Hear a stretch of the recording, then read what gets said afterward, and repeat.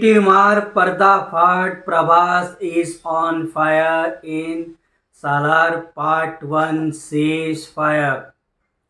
Hello everyone, welcome to cine blues.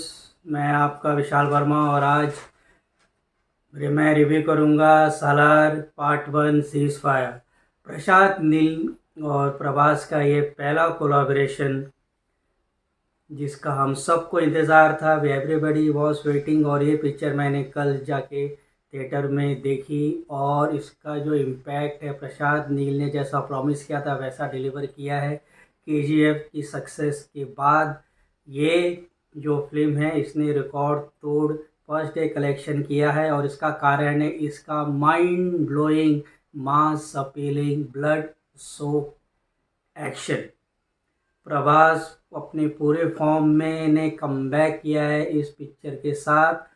और ये कहानी है दो दोस्तों की, वरदा पृथ्वीराज सुकुमन और प्रभास, जो कि प्ले कर रहे हैं रोल देवा का। दोनों गहरे दोस्त हैं और ये कहानी फिक्शनल है। बेस्ड कंगार करके एक जगह है फिक्शनल, और वहाँ पे पृथ्वीराज सुकुमन के जो फादर है जिसको जगतपति बाबू ने प्ले किया है वो वहाँ के राजा हैं। कुछ कारणवश दोनों की जो बचपन की जो दोस्ती होती है वो लोग बिछड़ जाते हैं और वहाँ वापस आते हैं जब श्रुति हसन का किडनैप होता है। क्यों श्रुति हसन को किडनैप किया गया, क्यों प्रभास एक डेडली फोर्स है लेकिन वो अपनी आइडेंटिटी और सब कुछ छुपा के रखा है, और क्यों वो प्रभास और वरदा वापस मिलते हैं और तब कांगार में क्या होता है। ये पूरी कहानी है, पूरा एक्शन थ्रिलर, थोड़ा सा गेम ऑफ थ्रोन्स की तरह लगता है।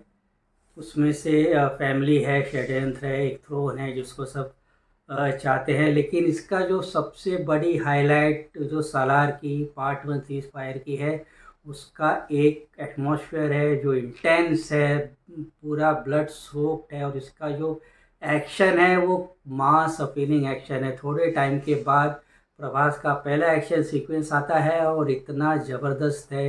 मैं थिएटर पे था, पब्लिक तालियां बजा रही थी, सीटी बजा रही थी। इंटरवल पॉइंट का जो एक्शन सीक्वेंस है माइंड ब्लोइंग सुपर्ब। जिस तरह से इसको कोरियोग्राफ किया गया, जिस तरह से उसको सेट किया, उसका जो इम्पैक्ट आता है, मतलब एक्शन फिल्में पसंद करने वालों के लिए सालार ये ट्रीट है। It's an absolute treat.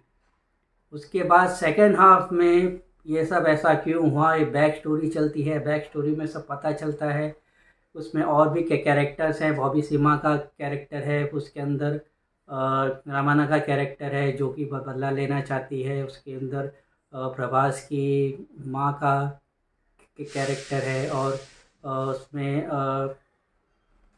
और भी कैरेक्टर्स हैं जो, और टीनू आनंद का कैरेक्टर है जो वफादार है। साथ ही साथ जो ये ऐसा क्यों हो रहा है, वहाँ पे क्या, क्यों लोग एक दूसरे के पीछे पड़े हैं, what is the reason behind और दिस ब्लड शेड और सारा जो वॉर है उसको उस तरह से उन्होंने ड्रामाटाइज़ किया गया है। ड्रामा इसमें पुअर है, ड्रामा उसमें उतना इम्पैक्ट नहीं आता है। लेकिन जो विनर है फिल्म का, जो सबसे बड़ा प्लस पॉइंट है वो है प्रभास और उसके action sequence. That this are too good, absolutely it's a thrill. मतलब रोंगटे खड़े हो जाते हैं इस तरह के एक्शन सीक्वेंस है। क्लाइमैक्स तो ज़बरदस्त है। मतलब क्लाइमैक्स और भी एक्शन सीक्वेंस में जब पृथ्वीराज और प्रभास दोनों साथ में जब वो एक्शन करते हैं, वो देख के तब उस सीटियों की दर्शकों की तालियां बजती हैं। और मैं यहाँ पे एक स्पॉइलर दे रहा हूँ, और वही है कि इस एक्शन सीक्वेंस में प्रभास भी सीटी बजाता है। जहाँ तक और लोगों की एक्टिंग का सवाल है, प्रभास का जहाँ तक सवाल है, तो प्रभास ने इस पिक्चर में बहुत ही टेरिफिक अभिनय किया है। ही जो जैसा कैरेक्टर है उसमें वैसा का वैसा रहा है और वो उस पर सूट भी करता है। In action he is too good, he is outstanding, he is brilliant, he is back. और उसके फैंस बहुत खुश होंगे ये देख के। पृथ्वीराज ने अपना कंट्रोल नुआंस रखा है, he is very good. Shruti Haasan को जितना स्कोप मिला है उसने उसमें उतना काम किया है।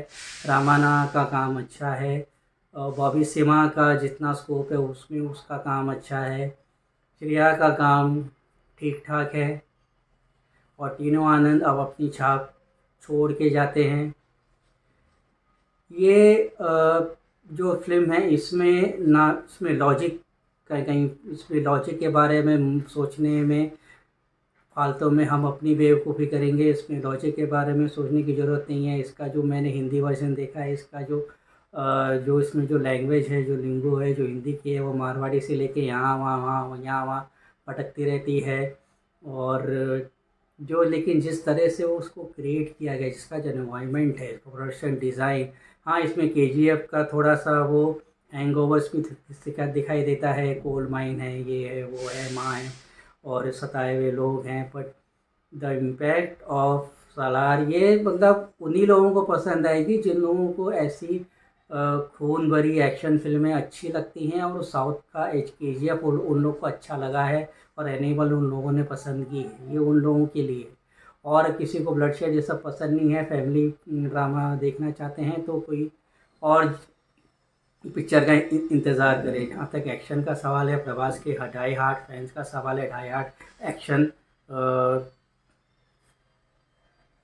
फैंस का सवाल है, तो ये पिक्चर एकदम सॉलिड है, पावरफुल है, ताकतवर है। जिस तरह से उन्होंने जो फर्स्ट का जैसा कंक्लूजन होता है, और प्रशांत नील की एक पिक्चर आई थी 2014 में, ओरम, उस पर बेस्ड ये कहानी है। तो इसलिए ओरम देखी है तो वो समझ जाएंगे कि क्या एक्चुअल रीज़न हो सकता है। उसके बाद जब जो इंट्रोडक्शन होता है कि अब पार्ट 2 आने वाला है, बाहुबली जैसा कुछ लोगों को फील होगा।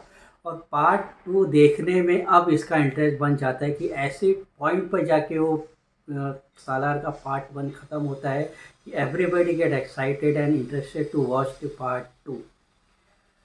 This is mass appealing commercial cinema which has lot of violence and blood. इसका डिबेट अलग है एट इज बेस्ट। इसमें लॉजिक वॉजिक ये वो देखने की ज़रूरत नहीं है। एक्शन पसंद है, जाके एक्शन देखो और तुम्हारा पैसा ये 3-4 सेकेंड जो एक्शन के उसी में वसूल हो जाएंगे।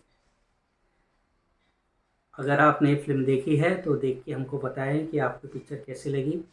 और हमारा चैनल अभी तक सब्सक्राइब नहीं किया है तो प्लीज़ हमारे चैनल सब्सक्राइब करिए।